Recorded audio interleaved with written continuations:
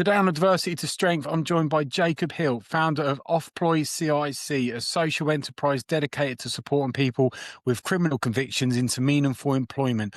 After experiencing prison firsthand, Jacob turned his own challenges into a mission-driven organisation that has since helped more than 4,000 individuals rebuild their lives. He now works alongside employers, government, frontline services to champion inclusive hiring and drive justice reform across the UK. Jacob brings lived experience, sharp insight, practical strategies to every conversation, making him a powerful voice on social change, entrepreneurship, and second chances. We'll be talking about his journey from prison to purpose, the impact of Off-Ploy, and why creating pathways to employment is one of the most transformative tools for reducing reoffending and rebuilding communities. Jacob, thank you so much for coming on the podcast today. Thank you so much for having me along today, Lee. I'm really excited to speak with you and your audience. Absolute pleasure. Take us back to the beginning. Where did your journey start for you? Journey, like I think there's like an entrepreneurial journey that then took a fall and then helped me kind of find my purpose in life for sure. The big thing is that school was an absolute nightmare for me. I don't know what it was like for yourself, but it was like trying to pay attention in class, trying to, be good by the framework that society's put together over the last couple of 100 years. I didn't match up to it. I didn't fit that mold. I really hated academic work and I remember asking teachers like, but why are we learning this math equation? Like, what is the actual real world application for this? And that meant so much to me.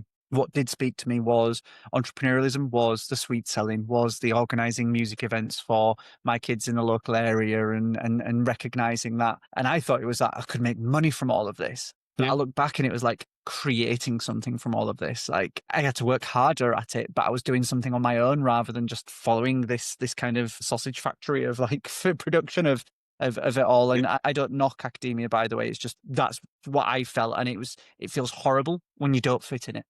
Feels like it's not even like the failure of the exams at the end of the year. It's the fact that you don't even want to do the exams. You don't want to be part of that. You don't care about the results, but you have to turn up every day.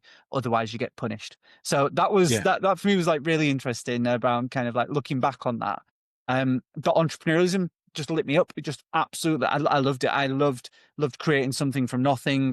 And when at university, I started a camping business for music festivals, for kids going to music festivals. And it was everything you need to camp at a festival in one pack, 70 quid, order it online, collect it at the event. If you want, you can pay extra and have it set up waiting for you. I got recognition. I won awards. Great idea. Well, where were you a few years ago? You could have bought one. No one did. I got all these accolades. I got £300,000 investment at the age of 21. That just went to my head. I was at university. I thought everyone who goes to university does drugs. That's just the thing to do. I was on TV shows. I was, I was going to say Duke of Yorkshire Entrepreneur of the Year, but I don't talk about that anymore. There was all these different awards and things that I had and accolades, and it was all empty. I felt empty. I felt horrendously depressed. The sales weren't coming in. So it was, as my investor called me, he said, "You're all fur coat and no knickers," in the sense of that it's all what looks to be good. You've created a big hype around this product over the last 2 years. You've created a big hype around yourself as an individual, but you've not made a profit. You've barely even made sales. It's all, you've lived off my investment. I was at university. I was, up and down with drugs. It was an absolute mess. Debt was rising, and I made stupid choices where rather than asking for help, I just went down a route of, I'm going to repay my debt by selling drugs at a music festival. And I was arrested by undercover security, and they looked at my ID and they said, "Please tell me you're not Jane's son." And I was like, "How do you know my mum?" And they were like, "Well, we've worked with her for 30 years in the police, you idiot." And my mum's a police officer and my dad's a drugs investigator. So for my family, being arrested for drug dealing, like they got a call at 4 a.m. in the morning. That's the worst thing for them, knowing the son's at a festival and they get the 4 a.m. call and the police are clarifying the details as they need to do. And my parents just like, "What's happening? Is our son alive?" And they're like, "Yeah, he is alive." Yeah, definitely. Yeah. So that is how I got in the work I do today. Oh, that's like the start of how I got in the work I do today, is give you like a wrapped up tour of someone who didn't ask for help, someone who thought they had all the answers, and someone who didn't even recognize that they had a mental health challenge at the time, or that they were depressed. And they were, the second you pick up drugs, in my opinion, you need some support and help, because if we are medicating, if we are doing something not to be sober, there might be a reason why behind that. And that's for me has been my journey with drugs and alcohol over the last 32 years, or whenever I started drinking. For me as a therapist, I've never met a client that is taking drugs or drinking because they like it. There's always a reason behind it there as well. What did you feel because you've left school, didn't want to do school, you're at university, and Yeah. then you've come up with what, for me, that sounds like a brilliant idea. That's like, yeah, that sell out Glastonbury. What was the depression? What was going on that was affecting you in a negative way? Where on paper it looks really good and like really impressive. Is it because it wasn't selling? Is it the pressure? I remember speaking at events, and I was asked to go speak in front of thousands of people, and I was paid anything from a few £100 to £3,000 to do it. And I was like, it's amazing. I'm going to keep doing this. I love it. And I'd take the applause, then I'd go back to my parents' house with their West Yorkshire long-time policing mentality of like, you should be getting a proper job and all this stuff, even when I was in entrepreneurialism. So there was a massive cultural misalignment between what I was doing, what my parents would have done in their life, even though they wouldn't want me to go down policing. And I remember speaking at this event, having all the round of applause, people standing up, the ovations, all this stuff. And then it was just me by myself again in my bed, in my parents. I didn't have enough money to move out, really. I didn't have a life plan. I didn't have many friends. I was focusing 23 and a bit hours a day, it felt like, on my business. And I was locking myself in the room and I was working so bloody hard and I was trying to build recognition for me. Yeah. And that's what I was chasing. And in like chasing the high on drugs, I'm chasing something similar, that it was like, I loved that round of applause, but straight away there was nothing else. And I was just lonely and I just wanted to talk about myself to people. And I was really trying to like validate that I am successful to people, to everyone in my life, because I don't think my parents set a baseline. I'm not blaming them. I'm just saying different lines, set a baseline that Yeah. I am kind of, either they built me up too much, which mum did, like I could never do anything wrong, or dad, on the other Yeah. hand, was like, I could never do anything right. And by the way, me and my dad have an amazing relationship. He is, Sure. we are great. Like, and I'll say now, but I'll say we've always been great. So I think there's Yeah. been that polar opposites there. And for me, I think I've been chasing something that I didn't yet define. And that's the problem. If you Yeah. can't define what you're chasing, you won't know when you've got there, or what you want more or less of that. And so I think that's where the depression came, and the constant feeling of inadequacy, despite all these external things that would have said this guy is doing something great. What about with the business there? Because that honestly, it just sounds like it's such a great idea. It like what the guy's saying. It's like all dressed up, but it's not making the sales. What was the reason that it wasn't making the sales? And do you think when he said that to you, do you think that was a moment where all your insecurities kind of caught up with you? It stuck with me, didn't it? Obviously. So I can answer why we didn't get the sales. I'll write that in my notes there just afterwards. Didn't get the sales, otherwise I'll forget and I'll carry on. But I remember probably the pinnacle of it all was the investor said to me on, let's say, day one, not day one, it was like the end of the line. At the end of the line, the investor says, I'm pulling the funding. I'm going to take the stock, and this business is ending. And he says, I don't like having to do this, but that's where we're at. The next day or so, within that week, I was crowned Yorkshire's Young Entrepreneur of the Year. And that was in the newspapers, and I was at an awards ceremony. The day after that, the investor said, you need to stop applying for awards on this. I don't know if it got through to me, did that. And then I was CC'd into an email, and for a 21-year-old to read that email, it was one of the other investors, and he said, we've made a mistake. We did not invest in someone who is a natural entrepreneur. We invested in a show person. And he just tore me apart line by line and blamed all the failure on me, not on the fact that he was my mentor, or on the fact that there was there was a few of us running this and I was the front. Like it's purely character stripping. I really want to find that email because I can't, because I just make an amazing LinkedIn post now. It's this idea that he tore me apart line by line. And that was a different investor, by the way, but that stuck with me. And that At that point, it didn't hurt. It was just so numb at that point. None. Like, I was just so numb. Nothing could hurt me. And then I went into getting involved with drugs and all that stuff because I was like, nothing to lose now. Spiral. I had so much to lose, by the way. Like, I had so much support around me. I had a good brand that we could have used. That we should have always redone the model. You said, why didn't you get the sales? We should not have invested all our money in buying stuff from China and bringing it over. If you ask me, how are you going to do it differently next time if you'd run a camping business? I'd go to a festival, clear it out for free, repurpose all the items, repackage them all from other people's crap, and bring it all together, and sell it as a green package that we've cleared up the festival. You bought that. You can drop it off at these skips afterwards, and we'll give you a deposit back, and all these different things. I do it so differently.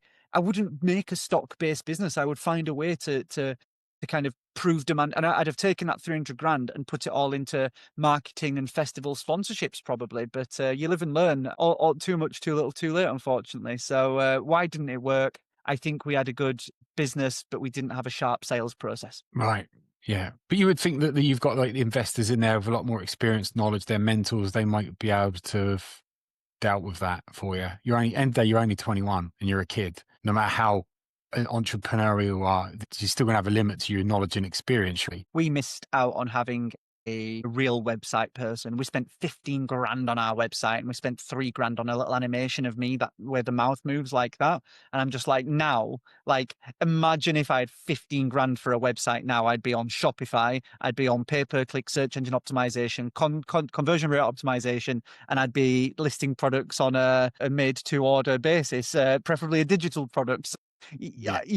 Like, there's a whole different way of looking at it, isn't there? There should have been more people around us. I should have identified that gap. I blame myself ultimately, I must admit, but I do look back at it now because my dad was saying, "What's all this about?" He'd come to our nice new offices and say, What's going on here? Like, you're in your bedroom last year, and now you've got 6 staff members and an office and a 300 grand in a bank account." Like, and I thought it was being like, I thought that was like a compliment, but he was genuinely concerned. Was my dad? He didn't understand what I'd got myself into. Did you know what you got yourself into, or were you just thinking, I can't believe my luck, somebody's invested in me and who knows where the sky's the limit? Yeah, I was like a kid from Brighouse, West Yorkshire, in my little in my bedroom with my laptop, and I entered a competition and got to pitch to Sir Richard Branson. I entered, they then asked me to do some bits on TV. I then entered another competition and got to be on a TV show with Richard Reed from Innocence Movies. I was just entering things and using a stock, and I cannot believe my luck that I was this kid who hated school, hated college, didn't really want to do anything, and was able to the power of building a brand around an individual. It has its ups and its downs, though, doesn't it? By doing that, because Yeah. you know the individual often then ties themselves to their external success, and the first thing you learn in marketing is never believe your own press. Yeah, totally. That's so true. So was the moment you felt your absolute lowest was when you had received that email and the business had been ended then? Was that, were you like, well, where am I now?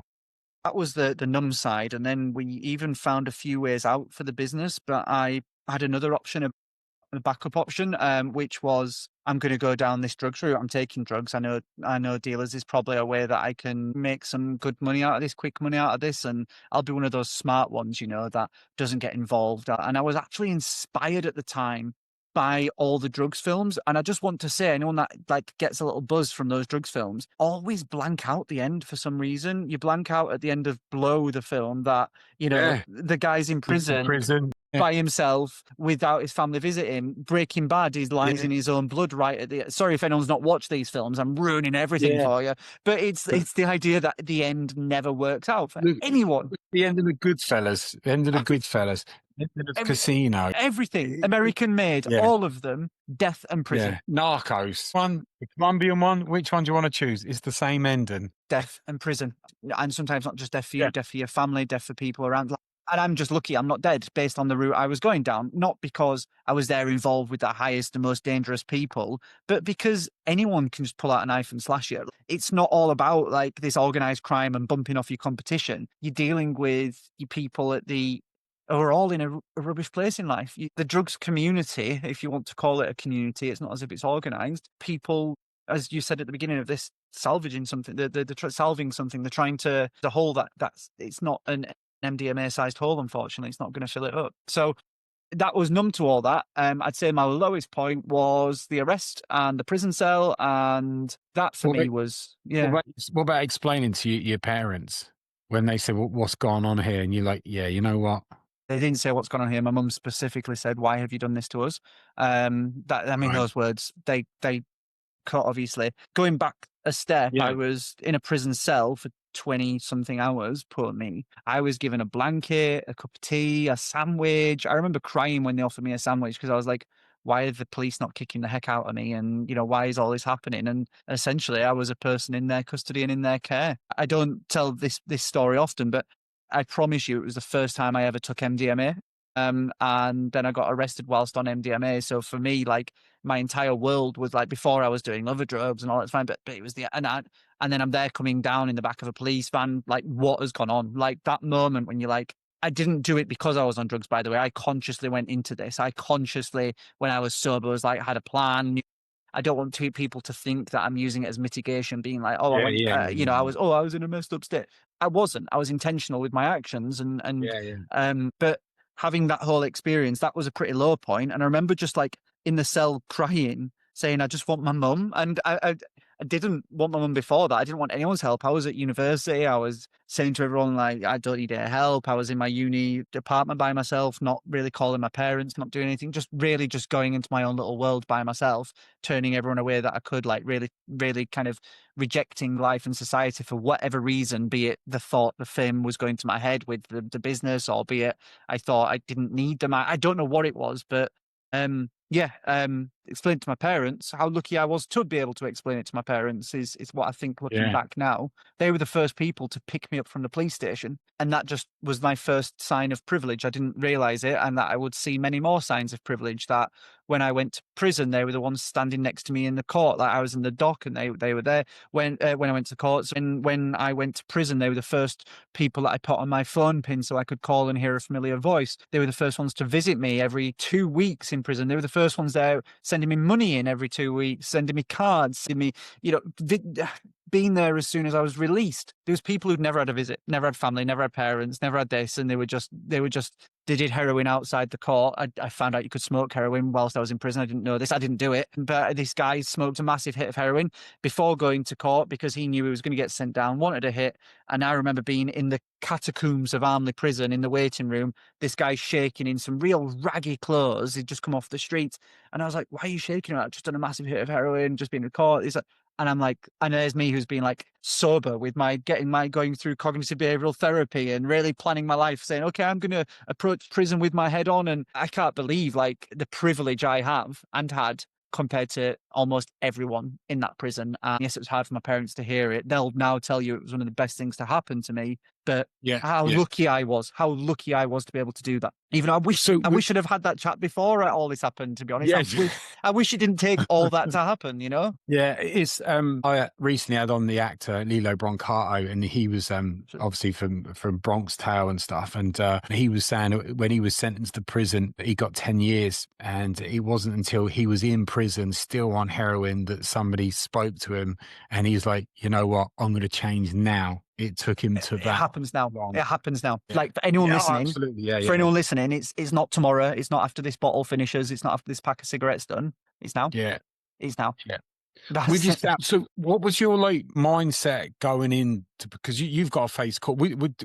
You sound like you've got really good parents. So you'd sort of not seen the light. Have you thought I've got to change this before you'd even gone to court to face the trial, or was it in prison? When was the moment you thought I've got to change this, or what happened? I want to say it was the moment I was arrested, and then a few months later, I did drugs one last time. And that's the point. Like in that moment, I was like, what the have I just done? Like, what have I just done? Like, why have I just done that? Why am I back here? What is this slope? And that was the moment that I was like, I'm done. Like, I thought I was done back then a few months ago. No, it's that reminding yourself why you've stopped. And that would have been in something like November 2000. probably 14, and that for me was like the last time. And you know, I'm completely open. My friends, I am sure they dabble from time to time. I'm not incriminating friends on this show, but I just won't go near it, and I'll say to them, whenever you're ready, I'm here to chat, and it doesn't have to be that route. But I still do other bits such as alcohol and high dosage of Yeah, caffeine and all these different things that are all other vices in life. But sure.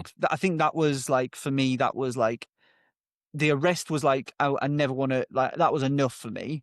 11 months waiting to be sentenced is terrifying because my only reference to prison is the films. So Yeah, I'm thinking I'm going to get right. attacked in the showers. I'm going to get chopped up. Feel I'm going to be free. walking around the courtyard holding someone's pocket. That's a term to be Yeah. someone's bitch. Gonna This is what I was like, great, you know, and be a prison break. I'm going to do prison, but I'm going to have to do things to people I don't, you know, I'm going to have to learn to fight, and I'm going to have to. Have you seen the film Get Hard with Will Ferrell? That was like me, Oh, yeah. where it was like preparing for prison. And it was 11 months waiting to be sentenced. And the idea of prison was so much worse than prison itself. And that's talking from someone's perspective who does have a support network, does have strong mental health, does have like ambition, drive. And if you are hopeless, prison is going to be one of the worst places for you, because I said my cell to anyone coming into my cell, I said, you see this line here? If you pass this line, there is no negativity. So you've got to come into this room with positivity. And I used that, and the prison staff gave me a second cushioned chair because of the amount of people that would come into my cell, and they sat down on my chair, and I'd make a cup of tea, and we'd have a chat like this. And I absolutely loved it. I wish I could have recorded some of those conversations, but the cell was a cell of positivity. And I said that to everyone: you cannot complain once, otherwise you're out of the cell. And they respected me for it. I loved it. That's the route they went down. Probably, you're probably one of the few people in there coming at that as a completely different perspective. Positivity in prison. I'm not going to die in prison. Leeds Armley Prison is the second highest for suicides in the country, and that's the prison I was going to. And it was an old Victorian prison, 700 people. It was sweaty. I was put on the top landings. My cellmate was called Mr. Big, which you never want to hear about. You never want That's to hear good. that name, do you? Lovely guy. But it was on the top floor. I remember that, in the prison, and sweat rises, heat rises, and it was just like you can taste it. Now Yeah, yeah.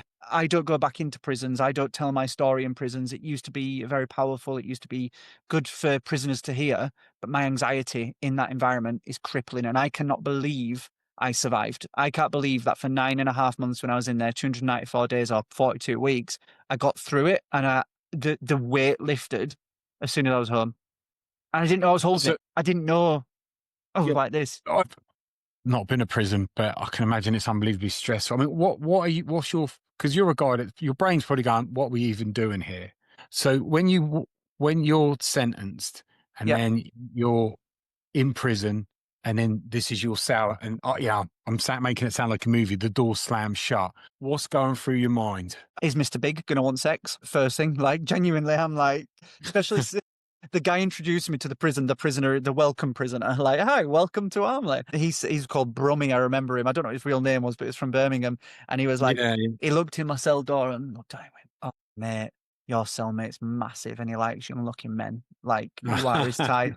And that was funny to him because he's been in prison for 2 years, and he's like, oh, oh, that's God. hilarious. To me, I'm there like, I had to get changed in front of the prison guards. I had to get rid of all my black clothing. You can't take black clothing into a prison. They said you best change into a tracksuit. Yeah, because it's easy to escape, like a bit darker. Prison Oh, staff of wear it. course. Yeah. Those is the prison staff said, you might want to take your suit off, otherwise, don't go into prison with a suit on. Do you have any trackies or anything like that? So like that's where I was. Threw away my shower gels because they were in an opaque container. So I lost some of my good shower gel, like things like that. And then you put in your cell door, it's closed. And the first thing I felt after like realizing that Mr. Big was a well-established prisoner, 14 years, he's on a long stretch for heroin dealing. Like he's huge, like he's like serious. He has his DVD player that he's allowed to have. He's there watching Breaking Bad whilst I'm literally like on my first night. So we watched Face Off, the episode where Gustavo Fring, it doesn't matter, but I won't ruin it for anyone. It sounds cushy, it sounds smug, but you then like look out at the bars and there's people like hanging stuff out the windows, passing cigarettes to each other, passing spice, passing drugs. And I'm thinking, like, you don't think you're going to die, but you think I'm going to have to survive. And my first thoughts were like, how am I going to make the best of this? I genuinely mean that. My first thoughts were like, I've got The judge sentenced me to 28 months. I worked out with being sent home on home arrest with good behaviour. I'll be out in 294 days on the 17th of April next year, or 18th of April, if I play my cards right. And that's what I was thinking about, and making the most of this time. So I wrote a diary every night I was in there. I'm going to publish that any week now, which is exciting. And Great. that probably kept me going every day. But I promise you, I'm not here to promote that on this podcast because it's only at the very early stages. But it's more the idea that it's like kept me going, did Yeah. writing, did It's a good journaling, thing. reflecting. Yeah. Yeah. As a therapist, I'm always telling people to journal, right? You get Yeah, so much out of it there as well. What got you through? Is that, yeah, did it go quickly? Did it take forever? you chunk it up in stages. You go, okay, how do I even this out? Right, I'm in a category B prison. When will I go to a category C, the next level down? The Yeah. more privileges. What jobs can I get? How long until I can, be released from the wing? Or can I get a really good job that allows me to move around the prison? Can I get access to a coffee machine so I can make myself a proper latte? Things like these are things that I had a girlfriend at the time who became my fiance, who we've since broken up and all that side of it all. But obviously throughout that, she was a really important part. I only knew her for 2.5 months before prison. So hats off to her for sticking with me throughout prison for someone she didn't know. We wrote letters to each other every day, every week. Other people started writing letters to me. I was inundated with about 3 letters per day throughout my entire sentence, and I've never had that much communication with people in my life. Phenomenal, like so, community, being positivity, finding myself to be the fact that I could be a leader in prison. I'm not the biggest lad. I am.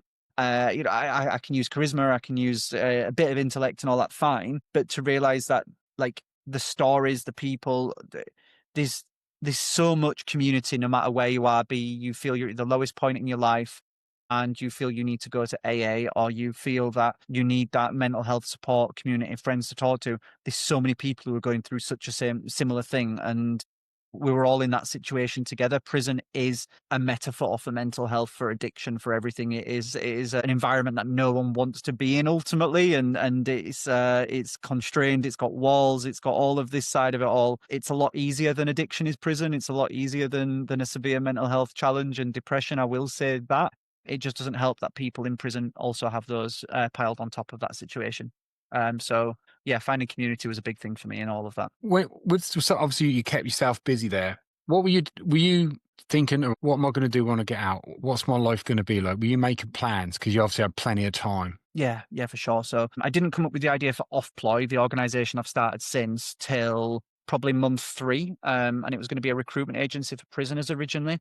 I was really nervous to get back into entrepreneurialism because I was almost blaming that for the reason why I was dealing drugs or why I had mental health issues, because my happiness directly correlated with my organization's success. And it has done since at times, and it still does sometimes, but it's more of a short-term happiness and Yes. sadness rather than an actual character intrinsic lock. But I was nervous to go back into entrepreneurialism, thinking that was the reason I got involved with drugs and all that side of it. Also, I was a bit nervous about going down that route. I thought I'll just have to get a proper job and be miserable for my rest of my life. Like, I'll have to go work somewhere and do something for someone and be told how many hours to work a week and what performance looks like in a role to a inexperienced mid-manager. They tell me what to do. And that's even if I get a job, by the way, because of my conviction and all these different things that were going through my mind. And you can't stop an entrepreneur from being entrepreneurial. It's a character type, and you can be entrepreneurial within someone else's organization. That's absolutely fine. But I can't all of a sudden be expected to fit a military lifestyle or mentality, for example. I'd probably be very poor in the military, even though I like the idea of it, but it's different Yeah. mentalities, different mindsets. So I couldn't stay away for long. I started writing a business plan, and like Andy Dufresne would take out little crumbles of rock in his pocket and put it out in the courtyard, I Yeah. would take little crumbles of ideas into the education department Yeah. and write 1 paragraph a time on my business plan. And then the prison was kind enough to post me my business plan on a CD to me in my home when I was released. And the business plan was a recruitment agency for people with convictions. And yeah, that's been wild since. Right. So that's where you come out of prison and you started it straight away. And that's where you're at now though. Yeah. Yeah, Is that's what that, I run. That was 9 years ago. So that was 9 years ago when I was released. tell us from when you're released to where you're at now then, because it sounds like you've been doing a lot. Absolutely. I mean, I will say that that's my story in prison, but the reason I started Off Ploy was predominantly other people's stories from seeing my workshop manager, a chap called Ralph, who never had any qualifications, left school early. He looked like a Hollywood prisoner, 6 foot tall, skinhead, scar down his head, missing teeth, tattoos, love and hate on his knuckles. I don't know if he had love and hate, but he had lots of tattoos, and I don't have a Sure. single tattoo. Gives you an idea of my personality type and Rob's Yeah. personality. Like we were, but he was my line manager in my first job in prison, and my first job was sewing together 200 pairs of boxer shorts every day, creating them from new. I wasn't repairing other people's boxer shorts, and they were why were they all getting torn? There was 5 people working on a production line. I was doing the hems, someone was doing the overlocking, someone was joining the 2 pieces together, someone was doing the final touches, adding the zip, all these different processes. Ralph sits at the end of us, and he is the team leader quality manager. He's meant to quality check 1 in 5 boxer shorts. He chose to do 100%, not because he didn't trust us, but 1, because there was naff all to do, and 2, because he says, and by the way, he was meticulously snipping every loose thread. He was ensuring it was all done. He was teaching us how to do the machines really well. He didn't think he was qualified for a job on release. And I was like, why do you care so much? Like, just do the 1 in 5, Ralph, and have a bit of time to yourself. And he said, right, picture that you've messed your pants up, and especially a kid like you, Jacob. You look like the type that wet yourself in court. Right, let's say you've and you go to prison and you do not have a clean pair of box shorts. Let's say you've been sleeping on the streets for the last few weeks. Let's say you've just done loads of drugs and you've absolutely defecated yourself. Let's say you are on this is the all your clothes are rubbish, basically. And on the first night in prison, you're given 2 fresh pairs of boxer shorts and they don't fit. They the wrong size. It says, what can that do to someone? He was mission driven before I knew what mission driven was. He was aligned to his work. He saw something bigger than the quota, than the quality samples, than how good we were performing. He was working to something so much more, and he didn't think anyone would give him a chance on release. And that's why I started Off Ploy, because I was like, I can show you people like Ralph. And we've shown people 4,000 Ralphs like since we started. So 9 years ago, I got out of prison with a business plan. I was introduced to someone on my first day of release. Just a bit before release day, I was made the introduction. I called them on the first day, a lovely lady called Rachel who just wanted to help out. She introduced me to her boss, who introduced me to his boss, and that was Nigel. 2 weeks after release, I met Nigel in his Leeds office, shaking away. I was sweating, ill-fitting clothes. My jeans had a hole in the crotch just because I'd worn them for so long. I obviously didn't take my own example from sewing or stitching. And Nigel, I told him this idea he owns a big recruitment agency, and I said, if you could give me 18,000 for my salary and to have the running costs for the business for the first year, I'll make a profitable recruitment agency for people with convictions, £36,000 in total. Nigel asked me the first question. He says, are you still using drugs? Because I was shaking, sweating, and I was like, I promise you I'm not. I'm horrendously nervous. I've just been around prisoners for the last 9-10 months, and I didn't realize how much, it's easier for me to go on B wing where people get stabbed and all that stuff than it was to help people with their housing forms than it was for me to pitch to this investor. 6 weeks after release, we started Off Ploy. He gave me that investment. He's since gone on to put over £100,000 of investment, which we paid back every single penny, which is amazing, like compared to where I've been before.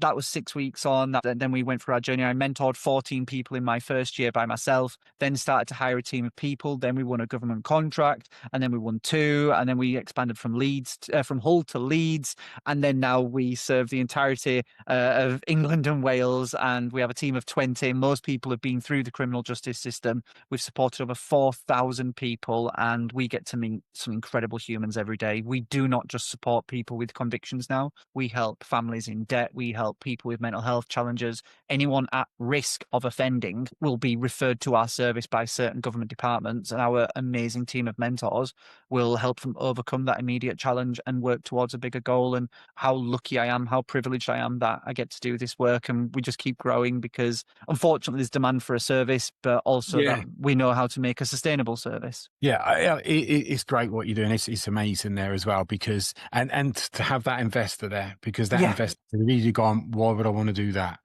Yeah. And then to grow, I would imagine that you've saved lives, or even not just created people's lives, because I don't know, you know far better than me, but there'd be people coming out there going, nobody's going to get me a job. Yeah. Yeah. I might as well go and reoffend. Or worse, and I'm really sorry to bring that up, but we've had candidates who have, unfortunately, in that time, but we've also had a lot of candidates who have come to us in crisis, which we're not a crisis service, but our team are the ones picking up the phone no matter what. And I'd say to our colleagues, like, you are not an emergency service, but you try and tell our team of people, Yeah, if someone's in need, don't answer that phone to them. Like, they're going to do it, aren't they? They're going to do it. of course. Yeah. So it for me, it's such a great story. And I'm guessing that it's a bit different to the original entrepreneurship was with what you're doing now, turning a profit, paying back the loan, and also unbelievable fulfillment. It's amazing. Like, I feel successful in business, which is really Yeah. nice. Even though it's a social enterprise, I've got, growth. I've got a feeling of growth, which is really important. Stable income, providing jobs for people. That's lovely. That's a really nice feeling. The recognition doesn't give me a dopamine hit anymore, which is really nice. I can come onto this podcast and have a chat with you. And yes, there's going to be lots of listeners to this, but I actually want to say, I don't want to be in the spotlight. I want to be the spotlight. I really want people to see that this is a cause that we should all get behind, because when there's no point in putting people in a cage, rattling that cage, beating the cage, and then releasing them and telling them not to bite us. Like, you just Yeah. can't do that. Like, I want society and community to recoil when they see that the government is investing another 2 billion in prisons, when we spend 18 billion just on the fact people reoffend in the UK, and prison is huge in terms of reoffending, whereas community sentences mean people don't reoffend. Why don't we just spend that money on the NHS, on our school systems? Let's stop people before they get to crime. So without me getting on a soapbox, I Yeah. love being on these, like speaking to you and being on your show, because I think it's a huge opportunity to surprise listeners, because they might not know what they're going to hear today, and say, okay, let's consider people with convictions as something different. So the whole point of the podcast, and I asked some of my clients when I'm like, I'm setting up this podcast, this is what I'm going to do. What would you want from a podcast, mental health podcast? And they all said they want to listen to somebody that's been through adversity they can relate to, and then they want to feel inspired by it. Yeah. And that is exactly how it's been with the podcast. And it's Amazing. exactly with yourself coming on Thank there you. today. I mean, it ticks every single box that you possibly could have on there. The adversity you've been through, the way you've dealt with it, the way you've gone on to, you say, thrive in many different ways. But it's not even just about yourself. It's about the other people that you've helped, the people that you would have saved along the way, the lives that you've changed there, and the fact that you're expanding and growing is just phenomenal there. So I Thank hope you. you have give yourself some credit for it for this time. I think, I think we all have our own internal narrative, but one of the questions I never ask or never answer is like, have you forgiven yourself yet? Like, that's something that's like, I ask sometimes our colleagues to see where they're at with it all. And I genuinely think that's between you and your deity or your God or your inner self or your voice. And I think there's always this element of when's enough enough? For me, I don't want to stop doing this. Like, I found my calling, and that just feels absolutely What's amazing. what's next for you? What's next? You just going to keep doing what you're doing? Are you going to expand? You got anything else lined up? You're an entrepreneur. That's not going to go away. Yeah, Off Ploy has 5 different revenue streams, which means every time I come up with a business idea, it goes, and we do 1 million in turnover now as an organization. So we're a going concert. We're pretty successful at what we do. And I'm like, full-time role now, because the team are fed up of me actually getting involved in the day-to-day, because I tend to throw hand grenades in all the time, is they put me in a little workshop, a virtual workshop, and say, come up with business ideas within Off Ploy. And I'm like, amazing, let me crack on. So I'll be like, great, let's work with insurers and take a commission fee and unblock, like, give them lots of access to people with convictions, but only go for an insurer that is open to supporting people with convictions. If they're not, we're not going to work with them. So, like, we're making insurance more accessible to people, and it doesn't cost the people with the convictions anymore. So there's things like that I love doing and love getting involved with. For some reason, I want to go global, and maybe it's because I love travel. I love seeing the world. And I've just had a little boy, our first child. So my life is Congratulations. purpose is, thank you. I mean, I've got to explain to him what this was all about, because he's going to see these shows, podcasts, and all that Yeah, stuff when he's yeah. older, and it's never going to go away, isn't it, for me? Whereas some people might be able to hide their past, and I want to make sure that I've shown him the right example of how to come back from something, and that's now my biggest motivator. Exactly. And you've been in that environment where you've got people that have ended up in the same place as you and gone in the opposite direction to what you've done. But you had that time. For me, you had too much going on for you to stay where you are. For me, you'd always likely to entrepreneurial, the ambition that you've got to come out of it and do what you did or similar there as well. But it shows when you're in that adversity that you can make changes, you can make better choices, and you can change your life there as well. And now you obviously becoming a father, you're on Yeah. another level there as well. Who knows where everything else is going to lead to, but it's all going in a positive direction. And I just think it's absolutely brilliant. I mean, you booked to come on the podcast for a while. It's been well worth the wait. Absolutely brilliant, Jacob. Thank you so much for coming on today. Thanks for this platform, this free therapy session, and to your audience for listening this far. So thank you, Lee. No problem at all. Thank you.